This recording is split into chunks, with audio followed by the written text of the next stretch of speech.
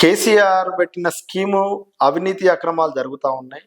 కాబట్టి మిగిలిన రెండో విడత సగం మంది గొల్ల కుర్మలు ఎవరైతే ఉన్నారో వీళ్ళకి మేము కూడా గొర్రెల పంపిణీ చేస్తాము, అది అవినీతి అక్రమాలు లేకుండా 2 లక్షల రూపాయల నగదు బదిలీ చేస్తాము అని ఇప్పుడు అధికారంలోకి వచ్చిన కాంగ్రెస్ గవర్నమెంట్ కూడా తన మేనిఫెస్టోలో ఏదైతే కామారెడ్డి డిక్లరేషన్ లో పొందుపరచడం జరిగింది.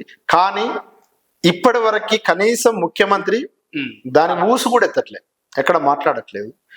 పైగా ఎవరు ఏ స్కీమ్ గురించి ఎవరు అడిగినా నిధులు లేవు, డబ్బులు లేనిది ఏం చేయాలి, గత ప్రభుత్వం అంతా అప్పులు చేసింది, ఆ చేసిన అప్పులకు వడ్డీలు కడతాను కాబట్టి నేనేం చేయాలి అనే మాటలు మాట్లాడుతాడు. సరైంది కాదు అది.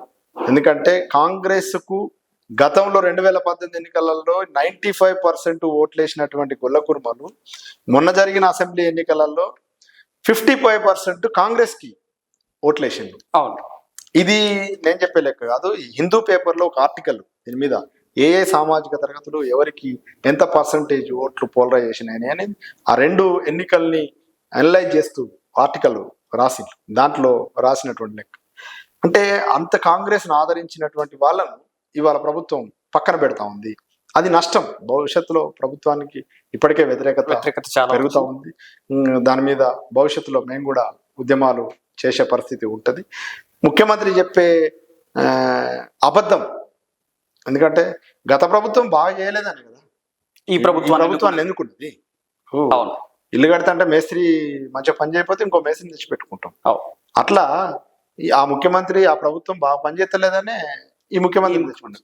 మరి నువ్వు అధికారంలోకి వచ్చే ముందు ఎన్ని డబ్బులు ఉంటాయి ఏంటి, నువ్వు పెట్టే హామీలకి కావలసినటువంటి నిధుల సమీకరణ ఎక్కడి నుంచి వెళ్ళి పాసిబిలిటీ ఏంది, అవకాశం ఉందా లేదా అనేది ఈ మినిమం ఇది కనీస అవగాహన లేకుండానే గవర్నమెంట్ ఏర్పాటు చేస్తాం, ముఖ్యమంత్రి అవుతాం, ఇన్ని హామీలు ఇస్తాం అనేది అంటే సాధ్యమవుతుంది.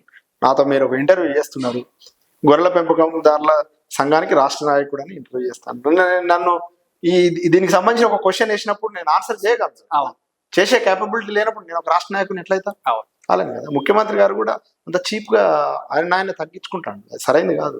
ఒకవేళ డబ్బులే లేవనేది నిజమైతే 1,000 కోట్ల రూపాయలు ఇవాళ కాంట్రాక్టర్లకు గతంలో ఉన్న డబ్బులన్నీ ఎట్లా పోతా ఉన్నాయి? కోమటిరెడ్డి బ్రదర్స్ కాంట్రాక్టులు, లేకపోతే ఖమ్మం శ్రీనివాసరెడ్డి లేదు తెల్లారులైతే మూసీ నది ప్రక్షాళన చేస్తానంటాను. 1,000 కోట్ల రూపాయలు పెట్టి మూసీ నది ప్రక్షాళన ఎవడు అడిగిండు? మంత్రులు హెలికాప్టర్లు ఎవరు అడుగుతారు? ఇంత పెద్ద ప్రజాధనాన్ని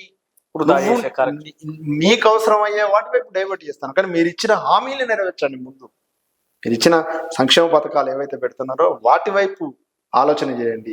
ఆలోచన చేయకపోతే గత ప్రభుత్వానికి కంటే స్పీడ్ గా మీ మీద వ్యతిరేకత పెరుగుతూ ఉంది. అది భవిష్యత్తులో నష్టం జరుగుతుంది. కాబట్టి ఇప్పటికైనా ప్రభుత్వం ఆలోచించాలి. ఆలోచించి సక్రమంగా గొర్రెల కాపర్లకు గొల్ల కుర్మలకు ఇచ్చినటువంటి హామీలు ఏవైతే ఉన్నాయో వాటిని అన్నిటినీ నెరవేర్చాలని చెప్పి కోరుతాను. లేకుంటే ఇప్పటికే అన్ని జిల్లాలలో జిల్లా మహాసభలు జరుగుతూ ఉన్నాయి. రాష్ట్ర వ్యాప్తంగా అన్ని జిల్లాలను మహాసభలు జరిగిన తర్వాత రాష్ట్ర మహాసభ వచ్చే నెల డిసెంబర్లో జరగబోతా ఉంది. దాంట్లో కొన్ని తీర్మానాలు చేసి ప్రభుత్వం ముందు ఉంచుతాం. ప్రభుత్వం పట్టించుకోకపోతే రాష్ట్ర వ్యాప్తంగా ఉద్యమం లేవనెత్తామని చెప్పి కూడా ఈ సందర్భంగా చెప్తాం.